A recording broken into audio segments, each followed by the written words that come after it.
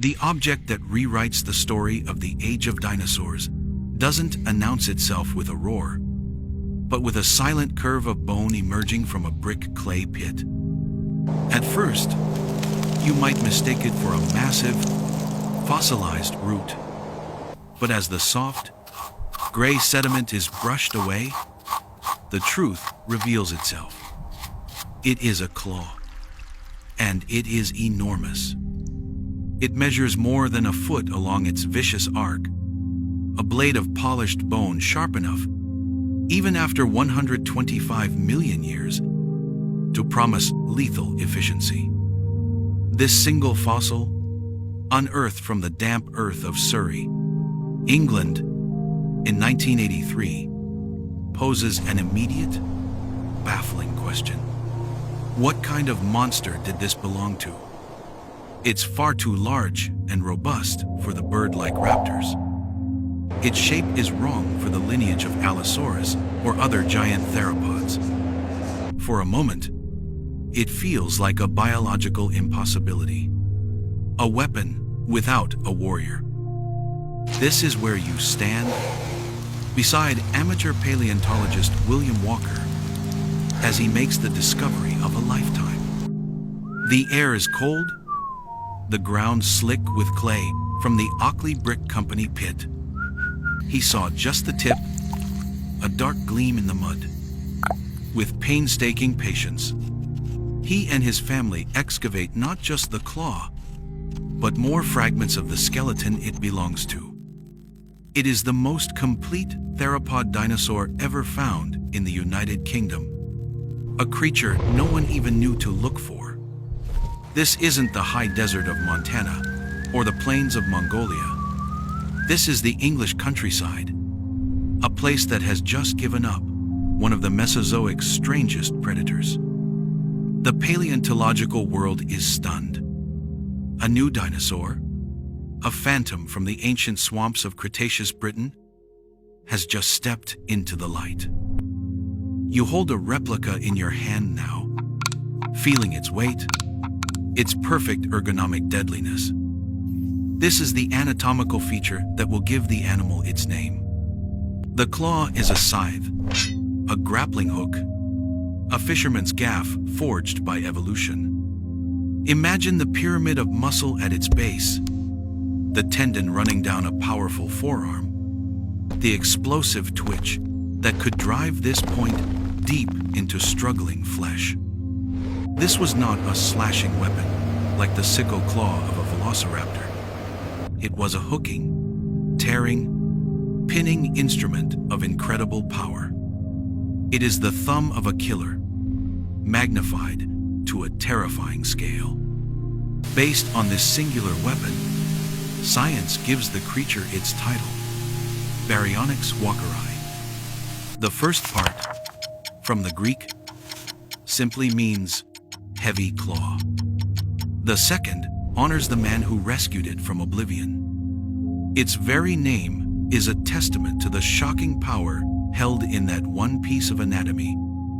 But as the rest of the skeleton is slowly pieced together, the mystery only deepens. The claw, as incredible as it is just the prelude to an even more bizarre story. The heavy claw gave this animal its name, but it is the skull that reveals its soul.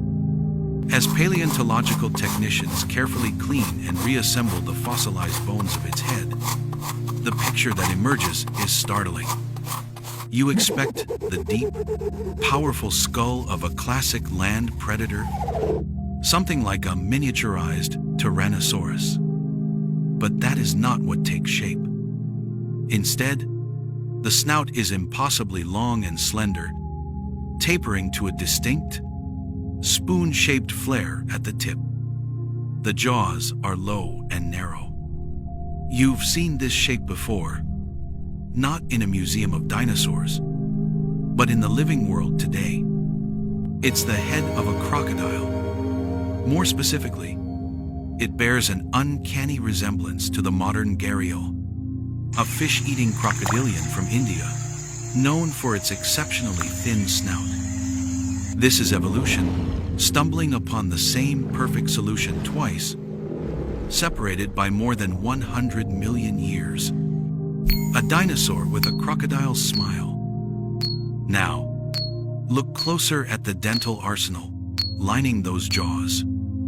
You see not the flattened, serrated blades of a typical meat eater, which are designed for slicing through flesh like steak knives. Instead, Baryonyx possesses a battery of sharp, conical teeth, almost like sharpened pegs. There are nearly 100 of them in total, more than double the number in a T-Rex. They are not built for shearing, but for piercing and holding. At the flared tip of the snout, the teeth are larger, fanning out to form an interlocking trap, a feature called a terminal rosette. Any slippery, wriggling creature caught in that cage would have no chance of escape. This is the toolkit of a dedicated fisherman, honed to perfection. The long snout could slice through the water with minimal drag, and the teeth were the tines of an inescapable spear. You can almost feel the texture of the skin that once covered this bizarre snout. Close examination of the bone surface reveals numerous small pits and holes, known as foramina. In modern crocodiles, these foramina house the nerve endings of sophisticated pressure sensors, allowing them to detect the faintest vibrations of prey moving in murky water.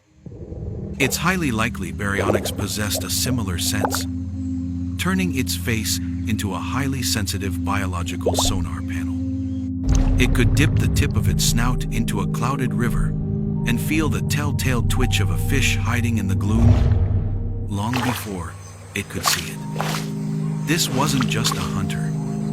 It was a precision instrument. The discovery of this skull forced a radical rethinking of what a predatory dinosaur could be.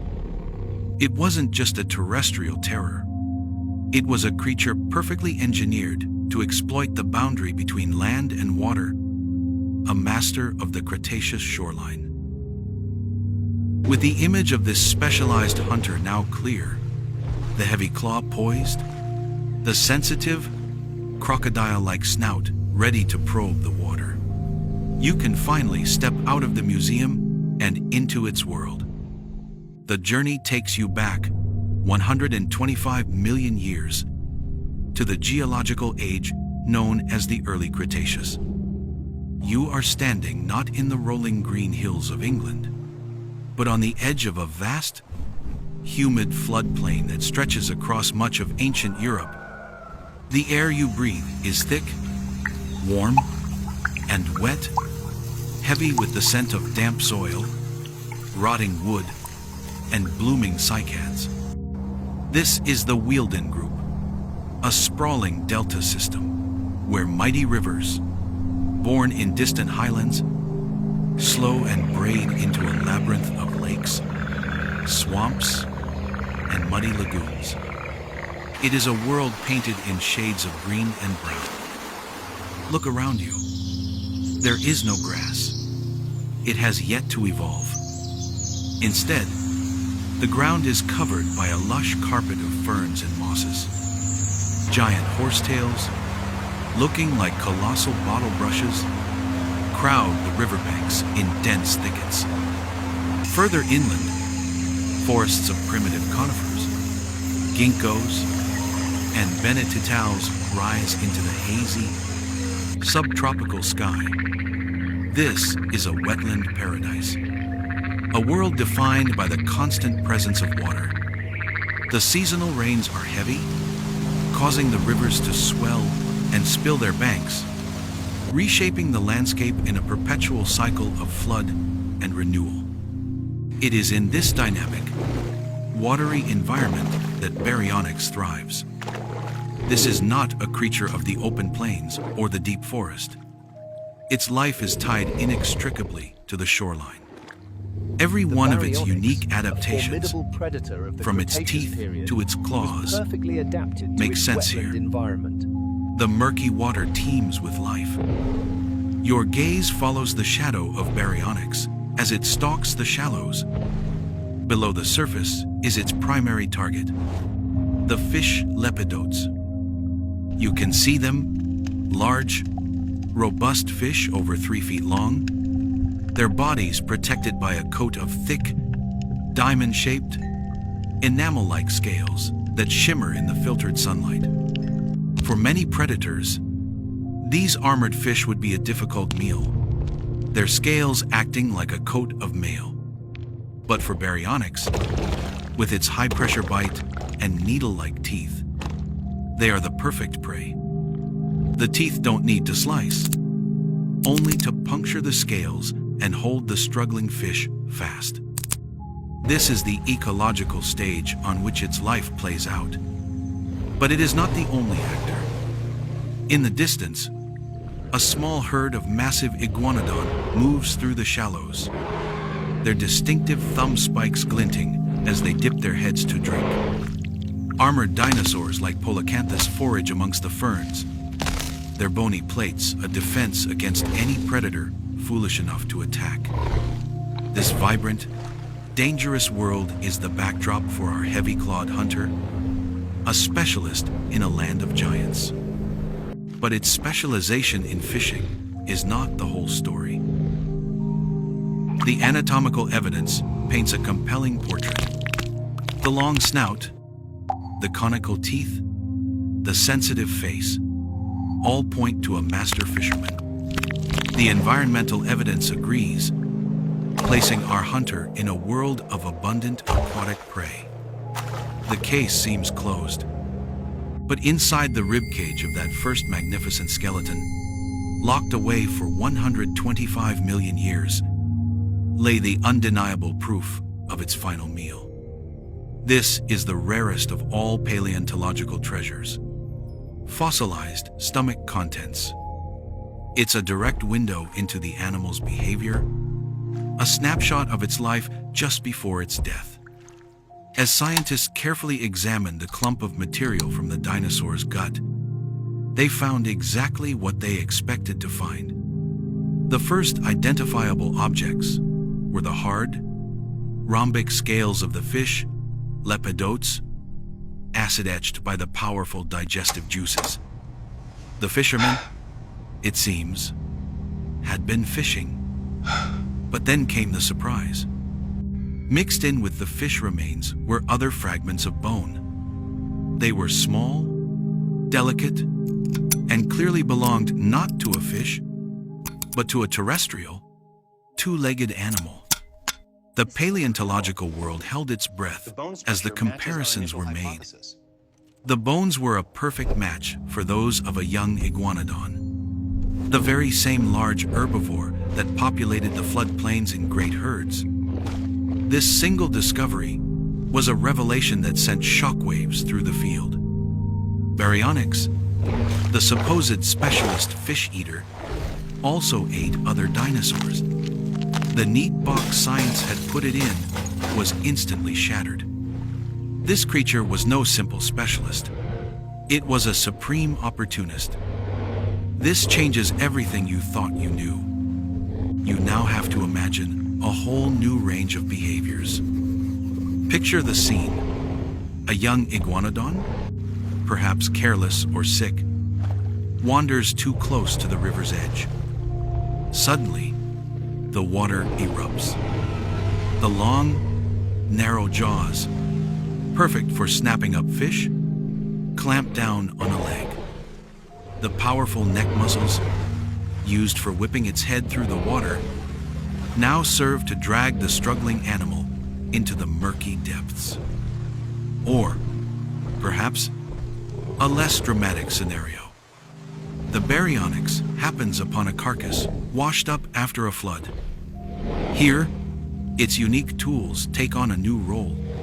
The heavy claw, once imagined as a fish hook, now becomes a butcher's hook, tearing into the tough hide, ripping open the body cavity to get at the soft meat inside.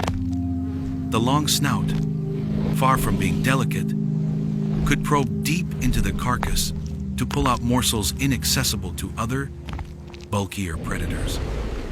Hunter or scavenger.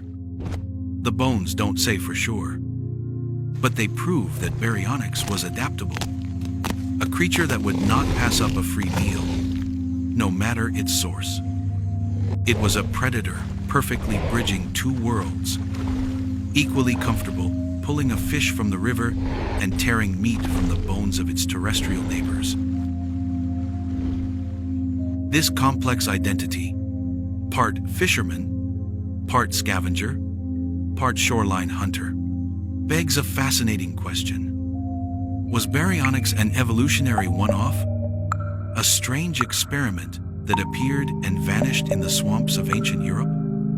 Or was it a clue? The first glimpse of a lost dynasty of predators?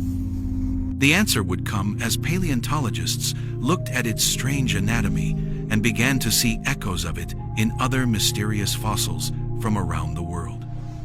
A giant claw found in the deserts of Niger. A crocodile-like snout from Brazil. Most famously, a series of enormous, sail-backed vertebrae discovered in Egypt decades earlier. Before baryonyx, these were curiosities. After baryonyx, they became family. This English dinosaur was the key that unlocked the secrets of one of the most bizarre and spectacular dinosaur families ever to exist, the Spinosauridae. Suddenly, baryonyx was no longer a lone weirdo, but the blueprint for a whole lineage of semi-aquatic specialists. You can see it as the successful prototype.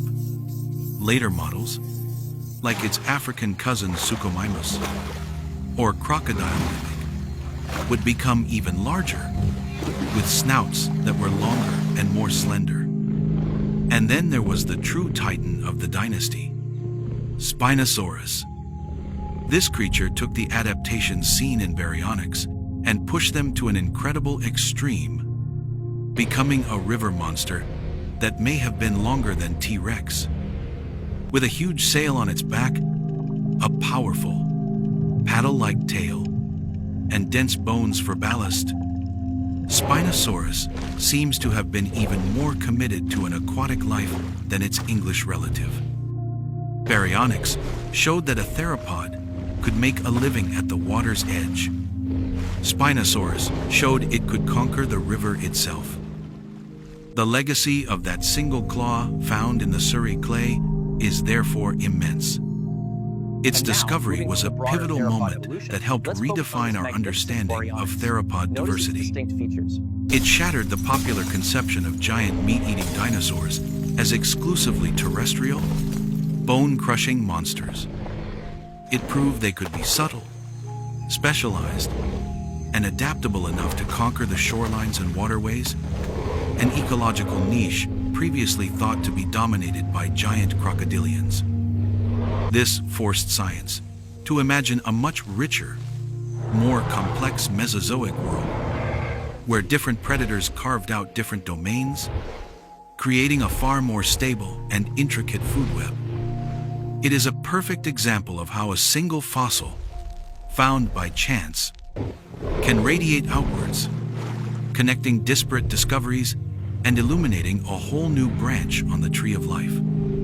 The heavy claw was more than just a weapon. It was a passport to a lost world we never knew existed.